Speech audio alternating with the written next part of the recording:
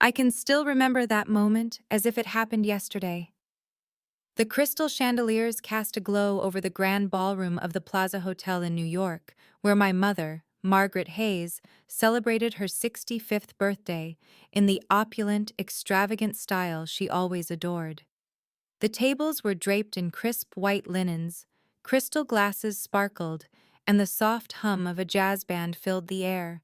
Everything was staged to affirm her status, a woman who always valued appearances and power over family ties. I, Alexandra Hayes, 32, an art curator from Chicago, walked into that room feeling both like a guest and an outsider. The moment I caught my mother's cold stare, I knew the evening wouldn't be peaceful. For years, an invisible wall stood between my mother and me. She was strict, controlling, obsessed with wealth and prestige, while I chose a path in art, a pursuit she deemed useless, unfit for the Hayes family's business tradition. After my father passed away, Margaret remarried Edward Collins, a successful businessman, and had two more children, Matthew and Olivia. To them, I was little more than a shadow, a name rarely mentioned at family gatherings. I had grown used to her indifference, but that fateful birthday night turned everything into a storm from which there was no turning back. As dinner drew to a close, my mother stood up. Tall and slender in a cream-colored evening gown, a string of heirloom pearls gleaming at her neck, her voice rang out clear and confident, as if every word had been rehearsed a dozen times. "Before we enjoy dessert," she said, raising a champagne flute, "I want to share an important decision regarding the family's future." The room fell silent, all eyes on her. I sat still, a faint unease stirring in my chest. She paused, then looked straight at me, her eyes blazing with familiar coldness. "I am officially removing Alexandra from my will." A wave of murmurs swept through the room. The crystal glass in my hand stayed steady, but my fingers trembled slightly. I had always known this day might come, but I never expected her to announce it so publicly at her own birthday celebration. Matthew, my half-brother, leaned back in his chair, a smirk barely concealed. Olivia, my youngest half-sister studying law, gave a subtle nod as if this was inevitable. Edward, my stepfather, sipped his wine in silence, his eyes glinting with satisfaction. The room watched me, waiting for humiliation, tears, or an outburst. Instead, I smiled. A calm, deliberate smile that made Margaret falter for a moment. "I don't need your will, Mother," I said, my voice clear, each word echoing in the hushed room. "Because I have a legacy of my own, one you can never control." Margaret's brow furrowed. "What are you talking about?" I slowly set my glass down and pulled a slim envelope from my purse. Curious eyes followed my every move. I opened it, revealing a sealed contract and a few photographs. My grandfather, Henry Whitmore, left his grandchildren a collection of artwork, kept secret for years. Its estimated value over $70 million. The room exploded in silence. The air shattered. Matthew's jaw dropped, his face paling. Olivia gripped her chair, struggling to maintain composure as her eyes flashed with fury. Edward sat upright, his face flushing with shock. And Margaret, she stared at me, lips parted, speechless. I continued, calm as if narrating an exhibition. "That collection is beyond your control, Mother. It's secured by a legal trust, and I, along with my cousins, are its rightful beneficiaries." In that moment, the power she'd wielded for so long seemed to crumble.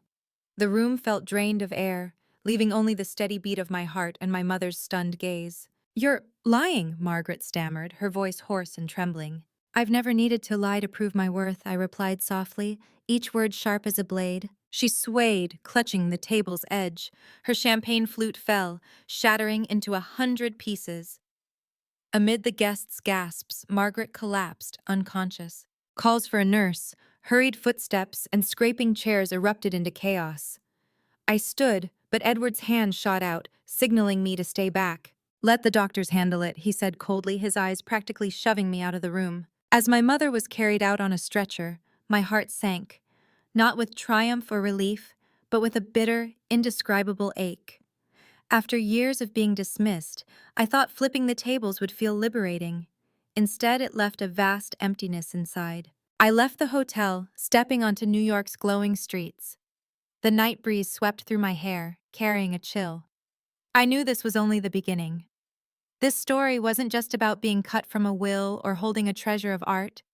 It was a journey to confront my past, my family, and myself. The hardest part, I realized, wasn't fighting for wealth. It was deciding whether I had enough grace to open a door to forgiveness. If you've ever felt overlooked or pushed to the margins of your own family, you might understand this feeling, the urge to prove your worth, yet the longing to be seen. I'm sharing this story not just to unburden myself, but to ask, would you choose revenge or the path of forgiveness? Please share your thoughts so I know I'm not alone on this journey. It's hard to believe, but my deepest wounds didn't come from strangers. They came from the lavish home where I grew up. People say the houses in Boston's Beacon Hill, that historic and wealthy neighborhood, symbolize warmth and stability. To me, our three-story mansion was a gilded cage, where my childhood was stifled by cold rules and disdainful glances. When I was 10, my father, David Hayes, died suddenly of a heart attack. He wasn't just my dad. He was the only one who saw and nurtured the brightest parts of me. He loved art and gave me my first books on painting. I still remember him pulling me onto his lap, pointing at pictures and saying, "See, Alexandra? Art is the voice of the heart. It doesn't need words, but anyone can hear it if they truly listen." The day he died, my world collapsed. At his funeral, my stiff black shoes pinched my feet, and I overheard adults whispering about assets, the company, the future, while I wanted to scream that I'd lost my father, not a paycheck. Everything changed so fast I could barely breathe.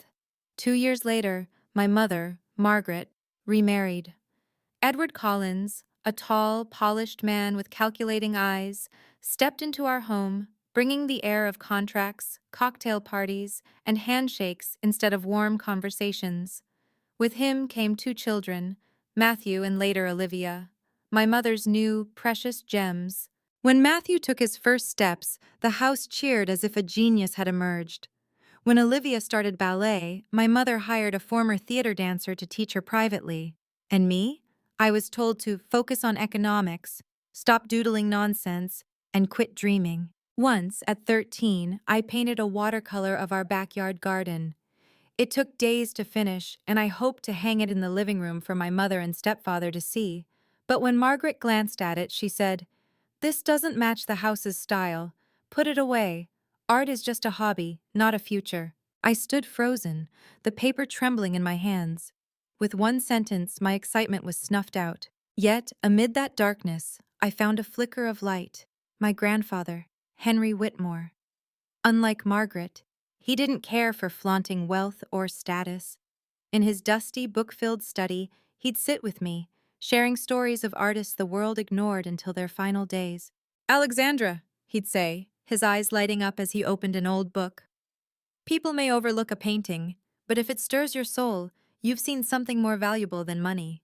You have your father's eyes, and maybe mine too." His words set my heart ablaze. Even as my family treated me like an outsider, I knew one person believed in me, him. But that small comfort couldn't erase the growing wounds. I was increasingly called the outsider in my own family. At dinners, my mother and Edward discussed real estate deals, charity galas, Matthew's spot on the school soccer team, or Olivia's next ballet level. Me? I sat silently, staring at my plate, hoping no one asked about me, knowing my answers would never satisfy. Once I tried to speak up, sharing that my art teacher praised my talent and suggested I enter a statewide competition. The room went quiet for a moment before Margaret cut in like a knife. "You think a little award will get you anywhere? Wake up. Economics and law are what secure a future." Edward nodded in agreement, and Matthew smirked. My throat tightened, eyes stinging, but I forced a smile to hide it. From that moment, I learned to conceal what I loved, sketching in the backyard or spending hours in Boston's art museums on weekends. I once dreamed of a picture-perfect family, parents and children gathered, sharing dreams, but growing up, I realized that in our Beacon Hill home, only status and power mattered. I was the odd one out, carrying a different kind of longing. In that loneliness, a thought took root. I had to escape this cage and find a life that was truly mine. If you're wondering how a child sidelined by her family could stand strong under such pressure, or how I held on to my passion for art when everyone dismissed it as a joke, I'll tell you.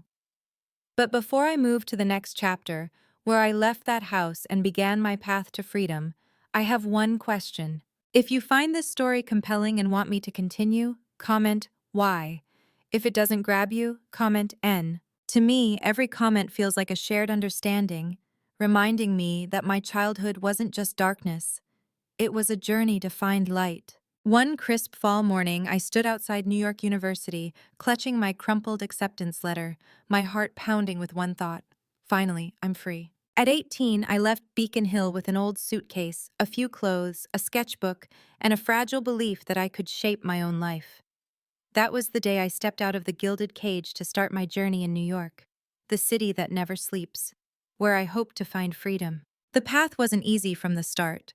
I earned a scholarship in art history, but to appease my mother and keep the peace, I agreed to double major in business. Every call back to Boston brought her same refrain. Alexandra, art is just a side thing. Business is how you survive. I'd mumble agreement, but inside I knew I was drifting further from her than ever. My student life was a stark contrast to the luxury I'd known. I lived in a rundown apartment with 2 roommates. The ceiling leaked, the heater groaned in the cold, and rats scurried in the kitchen at night. I worked at a small campus cafe, sometimes selling old clothes or textbooks to cover rent. Some nights, I sat by the window, listening to honking cars below, fear creeping in. Can I survive here? But at the same time, a thrill surged. I'm living my own life, with no one controlling me. What kept me grounded were my art classes. In brightly lit lecture halls, I felt transported to another world. I soaked up lessons on Impressionism, post-war art, and forgotten female artists. One day, after a lecture on 20th century women painters, Professor Jenkins asked me to stay behind. Peering over her round glasses, she said, "You have a unique perspective, Alexandra. You see details others miss. Don't waste that." It was the first time someone told me my vision had value. The real turning point came on an ordinary afternoon. I was working at a small Brooklyn auction. Most buyers focused on antique furniture, clocks, or silverware, but in a corner hung a dusty painting with a worn wooden frame. My heart raced as I approached. The brushstrokes, colors, and composition reminded me of an artist I'd studied whose early work was undocumented. On a whim, I spent my entire savings, nearly $800, to buy it. My roommates thought I was crazy. Inside, I felt both terrified and alive with hope. 2 months later, when I took the painting to an appraiser, he stared at me, then laughed in delight. "Young lady, you found a treasure. This is an early work by him. Current value, at least $75,000. I sat stunned, my heart pounding like a drum. For the first time, I realized my eyes could change my fate. The money from that painting lifted me out of financial strain. I moved to a small but private apartment, bought art books I'd always wanted, and most importantly, proved myself in the art world. From there, I started working at a Soho gallery. The owner, Isabelle Laurent, a 60-something French woman with silver hair and sharp eyes, became my mentor. She taught me to see beyond surfaces, to distinguish true talent from mere flash. "Don't just look at the signature," she'd say. "Listen to what the painting tells you." Her lessons became my compass. I gained attention from collectors, built a network of wealthy clients, and started making my own deals. But I never forgot where I came from. I set up a shell company, quietly buying promising artworks with my commissions and savings. That secret collection was my ticket to independence, ensuring I'd never need to beg my mother or be bound by the Collins family. Some nights I'd sit in my small apartment, surrounded by my curated pieces, feeling a strange pride. I'd proven I could stand on my own through my mind, my vision, my hands. Of course, ties to my family never fully broke. My mother's occasional calls came, her voice always cold. "When will you come back, Alexandra? We have a company, a reputation to uphold. Your art is just a pastime." Each call stung, yet also relieved me. It hurt because old wounds lingered. It comforted because I knew I'd chosen right. I no longer needed her approval. 12 years passed since I left Beacon Hill. From a struggling student, I became a respected art curator in Chicago with a wide network of clients. I'd built a life my mother could never have imagined. But what I didn't expect was that this path to freedom would lead me to an even bigger family secret, one hidden in the shadows for decades, waiting for me to uncover. If you're moved by stories like mine and feel a connection, check out my previous videos on this channel for more. Some days seem ordinary but end up changing your life. That was the morning after my 32nd birthday, when a thick envelope waited in my Chicago apartment's mailbox. Sender, Harrison and Gold Law Firm, Philadelphia. I stood there, heart racing, sensing something monumental inside. When I opened it, I found a yellowed letter, the handwriting shaky but weighty. Dear Alexandra, if you're reading this, I've been gone from this world for years. But there's a part of my legacy your mother will never tell you about. I built an art collection throughout my life, and I want it to belong to my grandchildren, those who can see art's true value. The enclosed key will unlock a storage facility in Philadelphia, where the collection is kept. Trust your eyes and your heart. Grandfather, Henry Whitmore. I sank into a chair, trembling. My quiet grandfather, who sat with me in his book-filled Beacon Hill study, had left me a secret even my mother didn't know. A week later, I was in Philadelphia.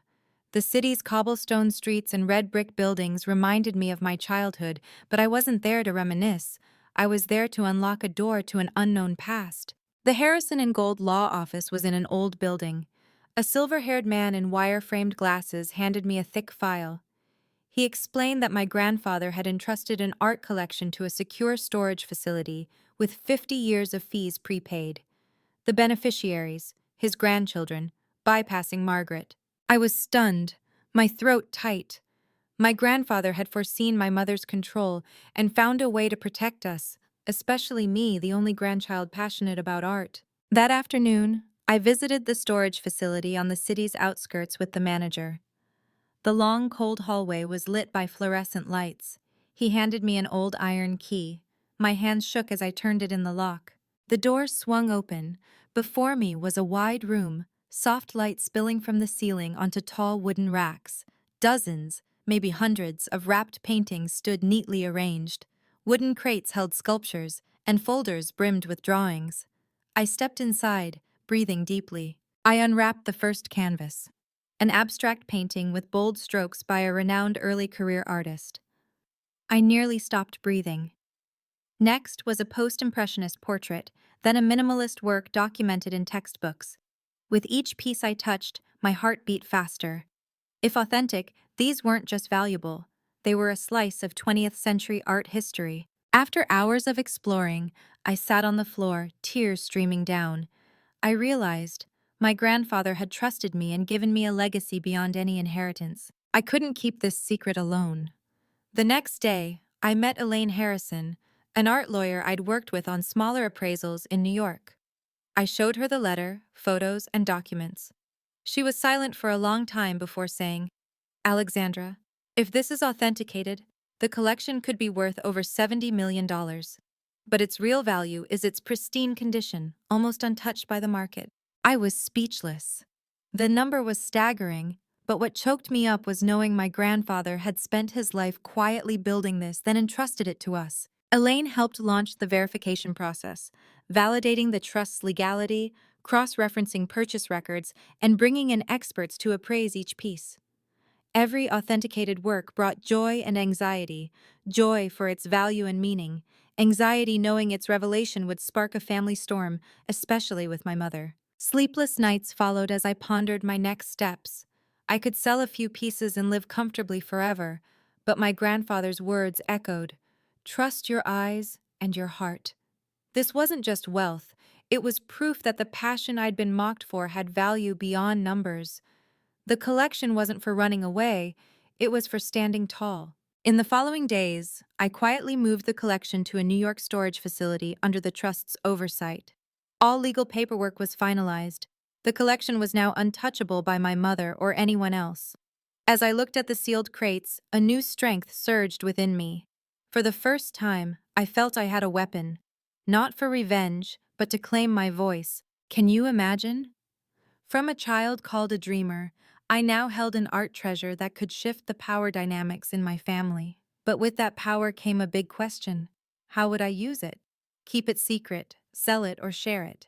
The answer came sooner than I thought, because my mother, Margaret, never let me stray from her control for long.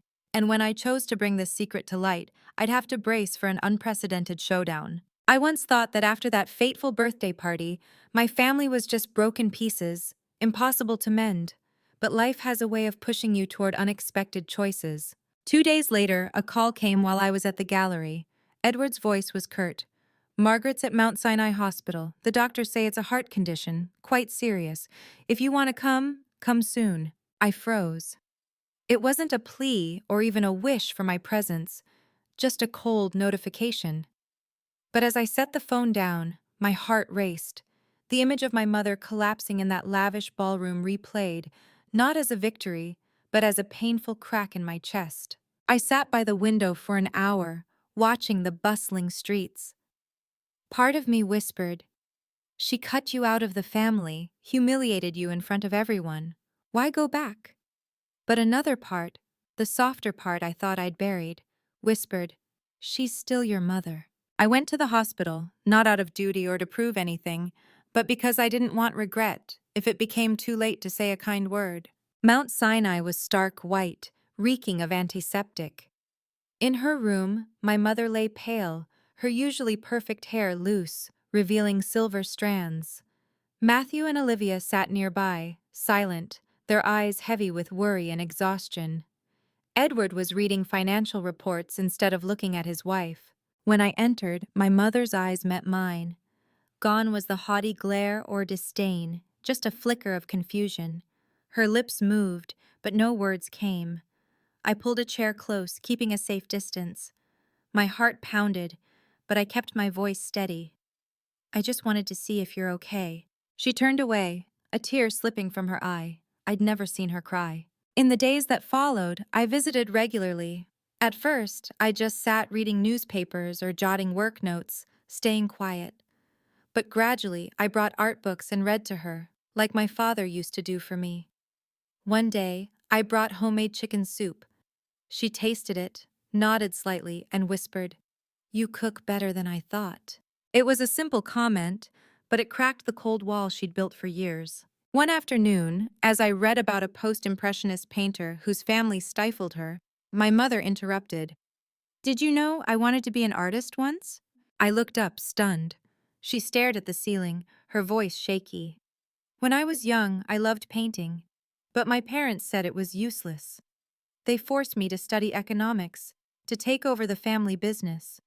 I put down my paintbrush at 18, and ever since, I hated anyone who mentioned art. It reminded me of what I gave up." My heart tightened. All the pressure she'd put on me stemmed from her own fear of failure. "When you chose art," she continued, tears falling, "I panicked. I thought you'd repeat my life, suffer like I did. But I was wrong. I turned my fear into chains to bind you." I set the book down and took her frail hand.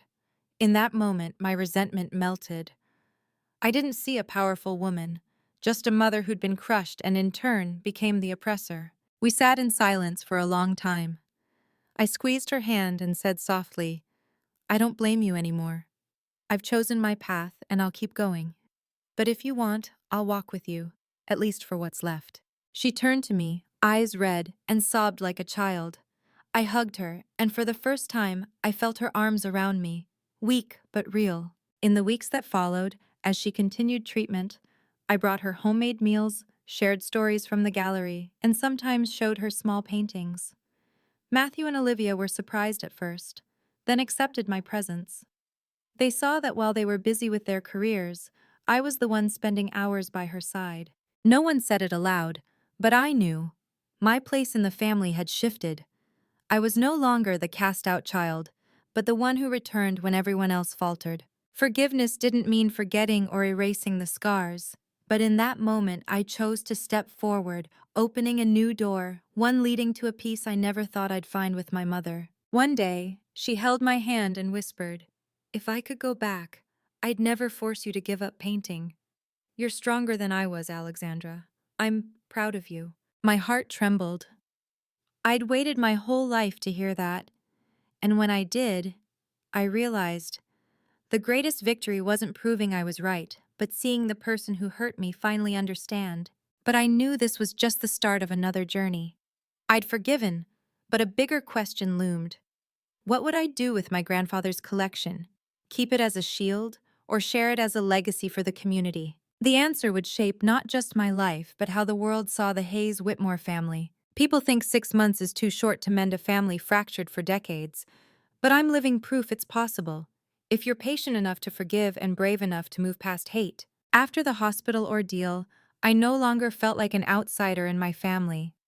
Instead, I saw myself as responsible for a profound legacy, not just material, but the spiritual one my grandfather left. That's how the Whitmore Arts Foundation was born. The idea sparked during talks with Elaine, the art lawyer, and a few friends in the art world. I said, instead of keeping the collection for myself, why not make it a resource for the community? My grandfather always believed art should be seen, not hidden. The response was immediate. I invited distant but well-meaning relatives to join. Surprisingly, Matthew, my once arrogant half-brother, approached me first. Alexandra, he admitted. I was wrong. My financial ventures crashed, but if you'll give me a chance, I want to contribute to the foundation, not for money, but to learn how to build something meaningful. I looked at him, seeing not pride but genuine exhaustion in his eyes. Okay, I said, but no special treatment. You start from scratch, like everyone. He gave a faint smile, visibly relieved. Olivia, my youngest half-sister who once dismissed me, stayed silent at first. But one evening, as I prepared a speech for an exhibition, she came to me. Sister, she said softly, I never understood why you stuck with art. I thought you were stubborn, but now, seeing people respect you, I'm starting to admire you. I set my pen down, looking into the eyes of the girl my mother once cherished like a jewel. Olivia, it's not about admiring me, it's about finding your own path. Is law your passion or just what Mom wanted? She was quiet for a long time, then sighed. I don't know, but I want to find out like you did. For the first time, I saw Olivia not as a mini Margaret, but as a young woman beginning her own journey. As for my mother, her health stabilized after treatment. She was no longer the commanding woman who entered rooms with an imposing stare, but a frail mother who learned to listen. When I invited her to join the foundation in an honorary role, she was stunned. You're not afraid I'll try to control it? She asked. I smiled. No, because I'm strong enough to hold my path now. I just want you there, as part of the family. Her eyes welled up and she nodded. It was one of the rare times I saw her truly grateful. The opening of the Hidden Collector exhibition came faster than I expected. The New York gallery was meticulously prepared, soft lights illuminating works my grandfather had preserved for half a century. Hundreds of guests, critics, collectors, reporters, filled the space. Backstage, I clutched my speech, heart racing. In the front row, my mother sat, her face no longer cold but serene. Matthew bustled about, guiding guests through the exhibit. Olivia watched quietly, her eyes bright with new curiosity. When the host introduced me, I stepped onto the stage to thunderous applause. I took a deep breath, scanned the room, and paused on my mother. Tonight, I began, we're not just celebrating a collection. We're honoring a vision. My grandfather, Henry Whitmore, believed art could connect people, transcending all boundaries. I paused, my heart trembling, then said the words I'd rehearsed for months. And one person taught me the resilience to stand here today, my mother, Margaret Hayes. Her toughness forced me to learn strength. Without her, I wouldn't have had the courage to protect this legacy. Please give her a round of applause. The room fell silent for a moment, then erupted. I saw my mother's tears. She stood, walked to the stage, and hugged me. That embrace wasn't for show. It was real. I held her tightly, my heart full. After the speech, we led guests to a special display. My grandfather's favorite painting. Our family stood together before it. Matthew studied it as if learning. Olivia whispered questions about color and light, and my mother touched the frame, murmuring, "Henry, I finally understand." I stood there watching them, realizing this was the reconciliation I'd thought impossible. The exhibition was a resounding success. Major newspapers praised the Whitmore Arts Foundation's vision, preserving art while funding scholarships for underprivileged students. But for me, the greatest triumph wasn't the headlines. It was seeing my fractured family stand together, free of bitterness. I learned that my grandfather's greatest legacy wasn't the $70 million collection, but teaching me that art and love can heal. That night, alone in the gallery under golden lights, I thought of my father, my grandfather, and my lonely childhood. I whispered, "I did it." But more than that, I learned to forgive. I smiled, knowing this journey wasn't over. Challenges and new stories awaited. But I was no longer afraid. I'd found freedom, love, and above all, forgiveness. Perhaps, after all the turmoil, I realized the greatest legacy isn't million-dollar paintings or assets in a will. It's compassion, perseverance in your passion, and the courage to forgive those who hurt you. My journey began with rejection, endured countless struggles, and ended in an embrace of reconciliation. In that embrace, I found freedom, not freedom from my family, but freedom to be myself while holding on to the ties of love. I believe each of us carries a priceless collection, our memories, dreams, and courage. The key is daring to live fully and share it to make the world better. If my story touched you, please like, comment with your thoughts, and follow my channel for more journeys. Thank you for listening.